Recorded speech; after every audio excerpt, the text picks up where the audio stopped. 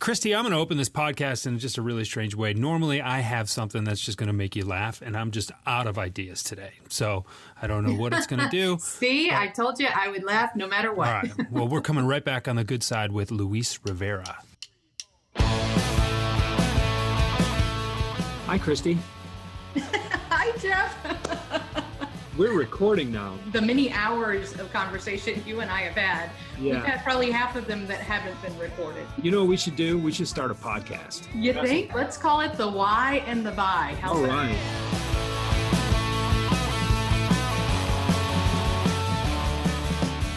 And welcome back to the Why and the Buy podcast. Christie, how the hell are you?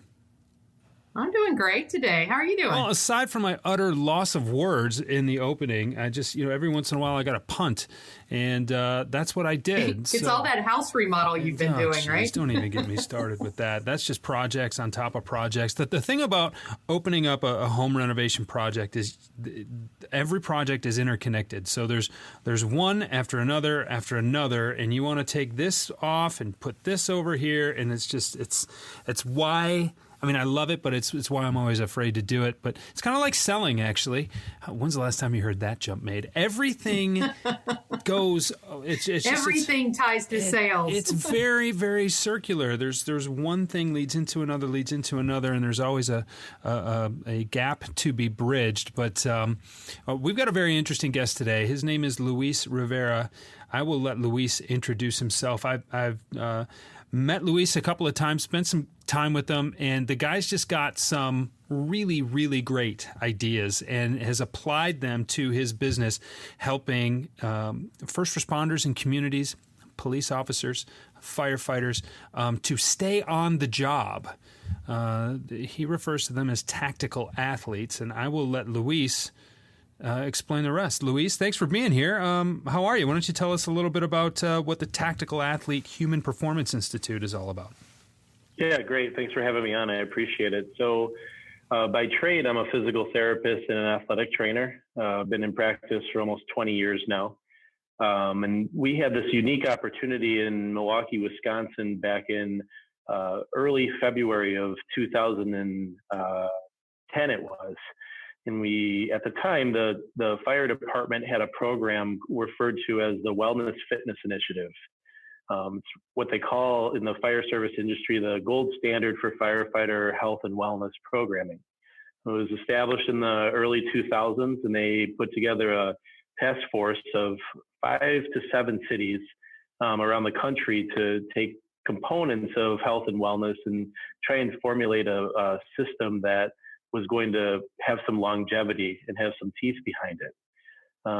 In 2010, when we started looking at the city of Milwaukee with the help of the health and safety officer at the time, as well as the chief medical officer, what we found was that in a lot of situations, the fire departments will go directly into fitness first. Fitness and wellness, because that's sexy, right? Everyone wants to get fit and healthy and stay on the job as long as possible. So as we got deeper and deeper into it, what we found was that a lot of the programs that existed out there didn't really create a sustainable platform for fitness and wellness. And by sustainable, I mean a lot of the programs were funded off of grants. And once those grants were exhausted, there was no money to keep the programs alive. So all of a sudden you have a department that'll spend, $100,000 on training some staff members and buying some treadmills and things like that. But then after that grant period runs out, now they have treadmills that no longer can be serviced because there was no money in the budget to actually continue using those treadmills or continuing to pay the trainers to work with the firefighters. So we started to ask the question, well, how do we create a sustainable program? And one of the things we came to was this sports medicine model of healthcare. In my previous life, I worked with a company that focused on Major League Baseball rehab out in Tempe, Arizona. I was out there for 9 years total, 4 years at a clinic doing this, and then for 5 years, I was the rehab director at Arizona State University. And in a lot of the situations in professional athletics, when one of our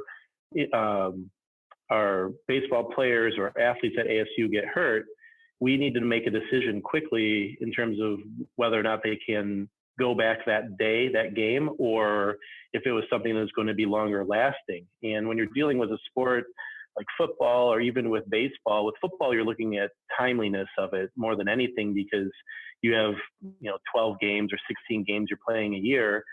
So a decision needs to be made for the next week, whether or not your quarterback can play if he got hurt on Saturday, right? In baseball, there's a lot of logistics. So a guy gets hurt at the major league level. All of a sudden, someone from AAA is getting called up, and AA gets moved around, and there's guys flying around the country, and there's a lot of logistics that people don't realize go into the back end of this. Well, the same is true for fire departments. So when a firefighter gets hurt, if they can't continue to go, they have minimum staffing requirements in most major cities where if someone's out, the next firefighter has to come in. Well, because the fire departments and the cities are so lean right now because of budget constraints, the person subbing in a lot of instances is getting paid time and a half. So now you're counting overtime pay, right? So overtime costs go up, budgets get drained even more, and that causes a bigger and bigger issue across the country. So what was happening in the department like Milwaukee that we started with here, firefighter was getting hurt, they'd go to the ER, they'd go to an urgent care, they go to their primary care doc, and the next thing you know, 6 weeks, 8 weeks, 12 weeks goes by, and they don't really have a true diagnosis yet. So what we ended up doing was saying, well, why don't we create a system or create a network of physicians, matrix of physicians in a given city. And when a firefighter gets hurt, instead of them trying to figure out the system on their own, they could call our company, we could triage it, and then get them into the right hands instead of them doing the dance on their own. So it's kind of like a medical concierge service. Correct. Well, that sounds expensive. Here you are talking about sustainability. You're talking about budget constraints. You're talking about first responders. You're talking about municipalities that don't have any money. How do you get, yeah, that sounds great, Luis. You're going to sell us a Lexus while we're, looking for a Toyota Camry. How do you get that message across with any kind of, any hint of success? Sure. So what we did is back into the numbers a little bit. And to be completely candid with you, when we started this, we started it because it just made sense, right? If you get hurt, sure, you should see a doctor that you can see that can fix you, and then you get better. Pretty simple, right? Well, yeah. Well, for a guy like you and me. In theory. So what we did is, in backing into the numbers, and the first case we had come through really was the one that kind of launched us. So we had a firefighter get hurt, and he was scheduled to see another physician, and the surgery was scheduled out 6 weeks from the date he saw that physician. And he came to the health and safety officer and said, hey, I really don't want to wait 6 weeks to have this surgery, a knee scope, just a cleanup. And I just don't want to wait 6 weeks. Are there any other options? So the department safety officer said, well, I've met this guy, Luis, and he says he can do things faster. So if you want, here's his cell phone, give him a call. So he called me, and this was on a Friday, and we got him in to see another orthopedic surgeon in Milwaukee on Monday. He had an MRI Tuesday, surgery Thursday, and he was in my clinic rehabbing with me on Friday. We got him back to work 3 days before his original surgery was scheduled. So what we ended up doing was backing into, okay, so if we got him back 3 days before, right? And if we were to tack, let's say 6 weeks onto that, right? From the date that he was supposed to have surgery, because it took us 6 weeks to get him better. That puts us at 6 weeks times 2 shifts a week, which is what a firefighter usually works. And overtime costs the city about $850 a shift. So we just did the 6 times the 2 times the 850 and came up with a number. Right. And that's what the savings was. So you're actually saving people by eliminating wasted cost. Waste as it relates to time. Right. So go ahead. No, the term that we use and that I was introduced to about 4 or 5 years ago now is a term called muda, which is Japanese for waste. And what we're trying to do is eliminate waste as it relates to time within the system. Got it. So this firefighter, instead of waiting 6 weeks for his surgery, found another way to see a skilled, qualified specialist, have the surgery, get the rehab done, and instead of sitting around, was actually productive during that time. Exactly. And so, when you're a firefighter, it's not like, there's not a whole lot of light duty you can have. There's not a whole lot of restrictive duty you could have. I remember working with some of these patients in my former career. It's kind of like, are you good to go or are you not? And when you're not, you're kind of a waste on the budget and on the team and on the company and the department. It's they want you there, they need you there, but if you can't do the work, then you're not any good to the rest of the department. Yeah, the quality of life impact seems to be pretty significant in that circumstance. So what's interesting to me, Luis, is that the way that you describe this, it sounds like you have a pretty complex partner ecosystem. So you've got physical therapy in the mix, you've got surgeons in the mix, you've got primary care doctors in the mix, probably local governments as well, plus the first responders themselves. So that's 5 entities alone in your ecosystem. How do you go about managing that, nurturing that, and really making sure everyone adds value in the process? Yeah. So when in 2015 we won a grant called Idea Advance, which was a customer discovery grant from the University of Wisconsin. And it was a $25,000 grant that we allowed us to fly around the country and do the lean business model canvas startup concept, right? So the idea around a lean startup is you don't build anything until you know what the customer actually wants. And one thing that really always struck a chord with me as we developed this concept more and more was a line that they used to say in our conference calls every week, which was, if you make blue widgets for a living and you think blue widgets are the greatest thing in the world, and you go and make 1,000 blue widgets, and then you go to sell them, and everyone's like, man, these blue widgets are amazing, but we really wanted red widgets. Now you're stuck with 1,000 blue widgets in your garage, right? So why not go ask first what they want and then go build that? Which is the opposite of most startups and how they do things, right? Most people create something and then they go try and sell that. Well, you can't fall in love with your idea, is basically the moral of the story. And you have to be willing to pivot and shift almost on a dime, because if they're willing to pay for something, I don't care how much you love it, if they're not willing to pay for what it is you do or create, then it's not worth anything at the end of the day. So in terms of your question, though, what we've found is that when you say city administration and city government, what we found is even within that ecosystem, there's probably about 6 people that you're dealing with even within that. So when I'm sitting at a conference room table, I've had, we're looking at a pretty big client down south right now, and I'm sitting at a table with 12 people, and then myself and one other member of my team. And we have to convince 12 people in city government that this makes sense and how this supports their roles, right? And we're doing it. So that's the cool part about this, is that we're able to get all of those people in the room together and, quote unquote, sell them on what our concept is and how it affects each of them individually, from human resources to risk management, to the city attorney, to the mayor, to the union president, to the fire chief, and then some of the other assistant chiefs that work within those systems as well. So that's who's sitting at the table with us. That's a very complex sales process. Correct. Yeah, no kidding. So Luis, do you find that when a city embraces this concept, do they embrace it wholeheartedly, meaning you get all of the first responders, or do they come in waves? Just depends on the city. So for us, we like to usually launch it with one department first, because it seems to be cleaner that way. We're really good at fire, but we've done police first as well now. So will come into a city, take Madison, Wisconsin, which they're a current client for us. And their agreement with us is when we launch with fire, after a year, we're going to look at the numbers. And if the numbers make sense, then we're going to launch police.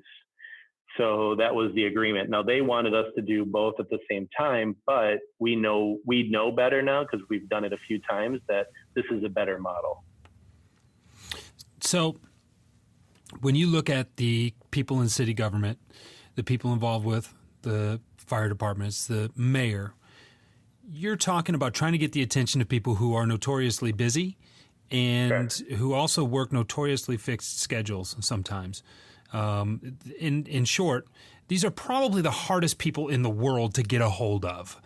So as we kind of wrap up, our month of February with goal setting and planning, and we move into March, which is prospecting month here on the Y and the Buy, the kind of prep work that you have to do to go in and not only get the attention of these people, but then hold it for long enough to actually get your value proposition across.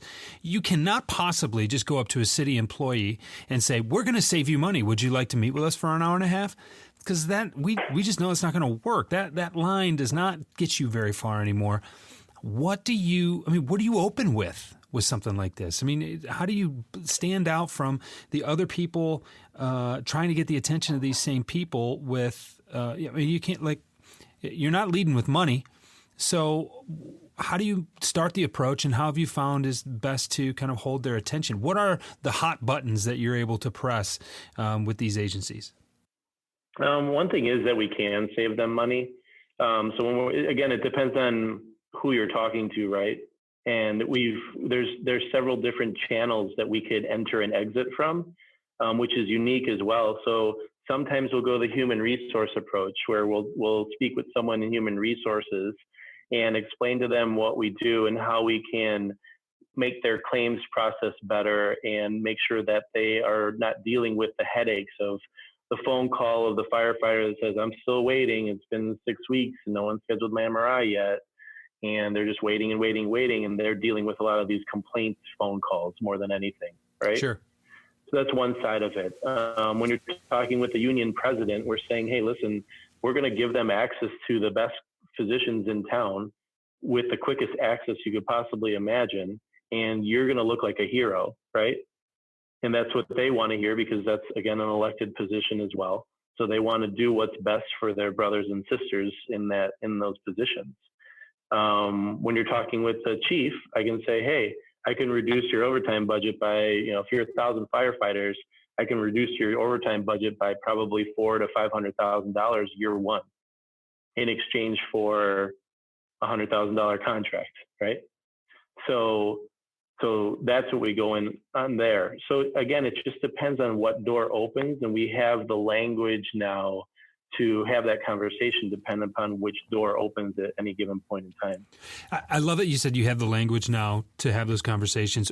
How long did it take you to really develop that language? And I'm sure it continues to evolve, but I mean, when you started this, you're just trying to figure out what people wanted. And of course, people say, well, we need to save money. Budgets are tight around here, and they're only getting tighter.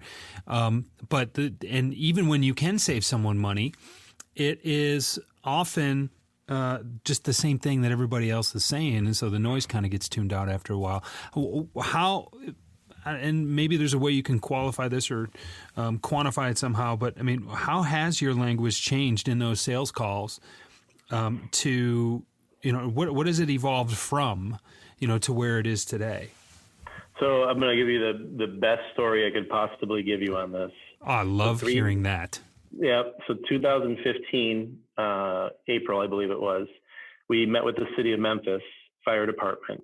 And I had what I believed at the time to have all the right people in the room, and had this meeting. Meeting went great. Left there, seemed like it was a lock, right? Thought we were going to go.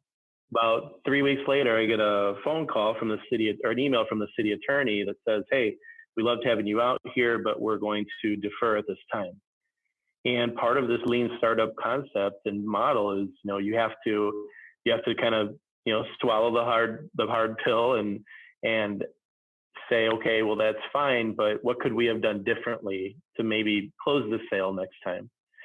And the response I got was, well, you didn't invite human resources to the meeting, so they really didn't want to participate in it because they felt left out, essentially. And I was like, oh, that's weird. And I wrote it down in my journal, because I keep a journal, and I wrote it down in my journal, and then I didn't pay attention to it because I'm an idiot. And 3 years went by, and about 2.5 years go by, and I finally realized, looking back on my notes, that I still was not inviting human resources to the room, and I still didn't have a sale. So we go back and we start looking at, okay, well, who do we need to have in the room to really make this happen? And it's those 12 people I mentioned earlier, right?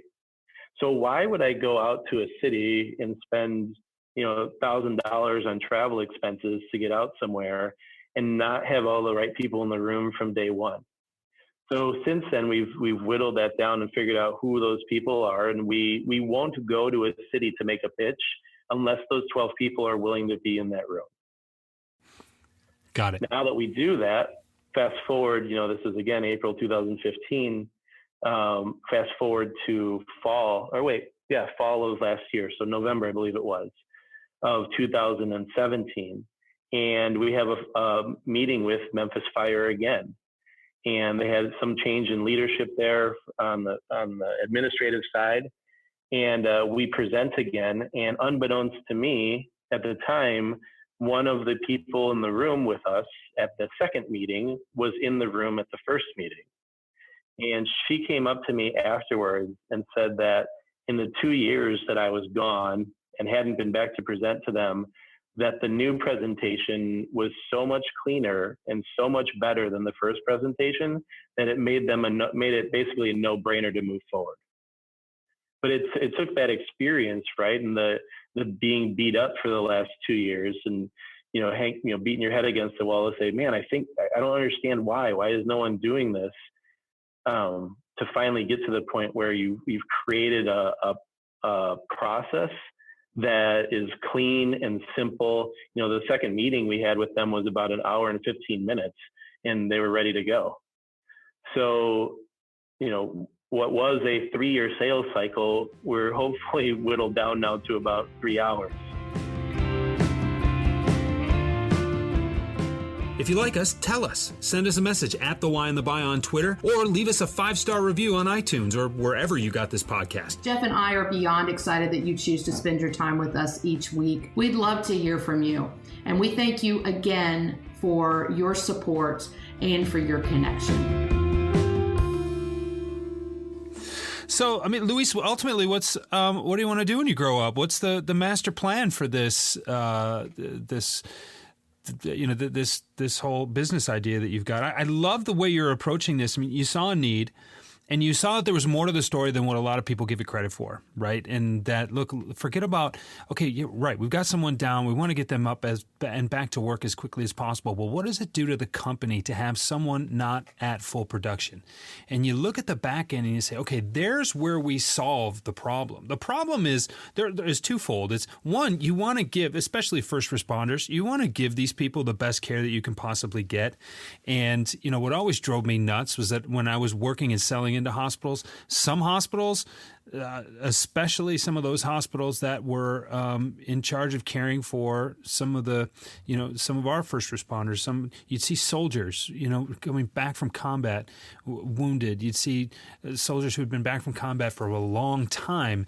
They don't always have the best benefits. They're not always able to be cared for as well as someone who I knew, who, I could get if I knew a physician really well, was a good customer of mine or good relationship of mine, I could always slide someone in the next day, to offer that as a service, I think is really powerful. So on one hand, you're getting the people who need care the most care in an expedient manner. And that's a wonderful thing. But on the back end, there's another logistical problem that needs to be solved about making sure that this can still be done in a cost-effective manner. And it's not that you're coming in and advertising lower prices. Listen, people pay for this service. But when you can expedite that kind of, that kind of care among people who need it with some of the best specialists in an area, you're really doing good. I mean, and you're providing something for the greater good that's not readily available, and that's an aspect of it that I love. You're kind of, your knowledge of the ecosystem permits you to do what others cannot do, and that's what's really, really special about that. I mean, what's the master plan for it? Honestly, I believe it's a model that can potentially revolutionize healthcare.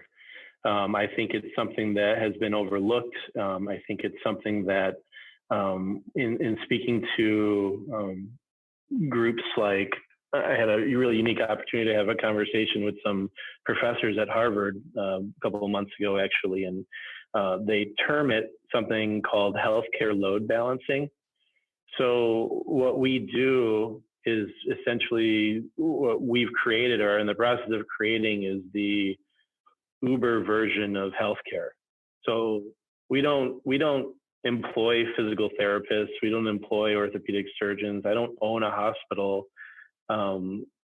What we're doing is creating a system or a matrix of sorts of providers that are not necessarily part of the same system, right? That are also working together. We'll have doctors from 6 different healthcare groups in Milwaukee at a conference room table talking about this one project, right? Not about their individual health system, not about their individual practice. They're really doing this, looking down on healthcare from a 50,000-foot view versus looking at it from the runway. That's really powerful. Healthcare load balancing is a very Harvard-esque term, by the way, too. Yep. So way to throw that out there. I think now I know you didn't just make up the fact that you were with some Harvard professors. You actually gave us some real context there. I think I've read that in one of their white papers somewhere, right? So, what's interesting to me, too, Luis, is when you described your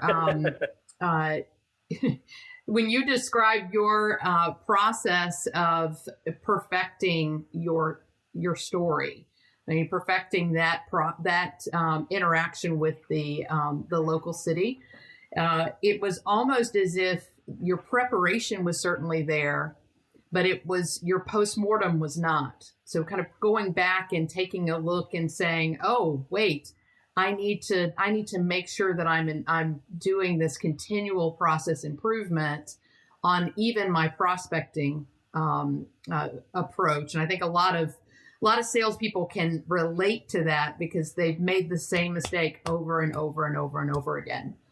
And it takes kind of going back and looking at things from a big picture perspective in order to get that to see the opportunity. Correct. And, to be honest with you, when I first received that phone call from Memphis, and she told me what was going on, my initial thought was, well, that's dumb. They're going to throw away this whole thing because one person wasn't in the room. Right. Now I look back at it, I'm like, I'm dumb for not making the adjustment and bringing them into the room for the next 30 conversations I had. Right. And that's really what it is. It was more of a ego check at that point, but now it's just part of my process of looking back and making sure that I have all the people in the room, and not because I need to have them, because they're part of the overall over-encompassing management of these claims, and their name is tied to a lot of these things too. So if you keep them out of the room, they just feel like it's a knock on them, and it was just an oversight on my part. Yeah, there's a lot of times there's more to the story than at first glimpse, and it's really cool. It's really cool to see the evolution. And Luis, you and I have known each other for a little over a year, maybe a year or two now, and so to even be able to go back and hear about the way you've spoken about this in the not so distant past versus the way that you talk about it now, and I see you interact with people regularly about this. It's really cool. It's a slick model. It's a very ingenious, and it takes that 50,000 view as well as the granular understanding of what's going on, and the combination of those 2 points of view to be able to do what you're doing. So, all right. Here's the real question I got to ask. What why are you doing this? What makes you get up every day and try to do this? Obviously, you've got a background in healthcare. Your patient care is kind of your thing, but what made you take a look at taking a step like this? Because many people who do what you do or what you are trained to do are not nearly as entrepreneurial as you are. For me, it's looking at, I jokingly say we trade commodities, right? And my commodity is time, which is the most valuable commodity that you can have. And you don't know what's going on in someone's life. You just kind of see this out of the, we walk by someone on the street or in the elevator, or you really don't know what's occurring for them at any given moment. And we have a unique opportunity to give people time back, right? Yeah. And when you look at it from that angle, one day could matter, a couple hours could matter. And not to get too, philosophical on it, but, we don't know what's going to happen next. So if I could give someone back another hour or day or whatever, that could really mean the world to them. Because you don't know what's occurring in their regular life. So when you start looking at it from that aspect of it versus another chart on a desk or another PIN number in a system, and you start looking at them as human beings, for me, it really changes the perspective on that. It's pretty powerful, Christie. Well, yeah, absolutely. And I love the concept. So, Luis, how do people get in touch with you if they're interested in learning more? What should they do? Yeah, there's a couple options. They can go on our website, which is www.tahpi, it's TAHPI, strong.com. Or they can reach out to me directly. And my email is just Luis, LUIS, @tahpistrong.com. Okay, excellent. We'll put all of that in the show notes as well. Certainly sounds like Luis knows his why, Jeff. Oh, he definitely knows his why. And before I get to our tagline here, I want to just add, I've been to that website, Christie. I know you have too. There's a really well-produced, very good video that in just a handful of minutes, I know I speak healthcare, Christie. I know I speak that language a little bit more than you do.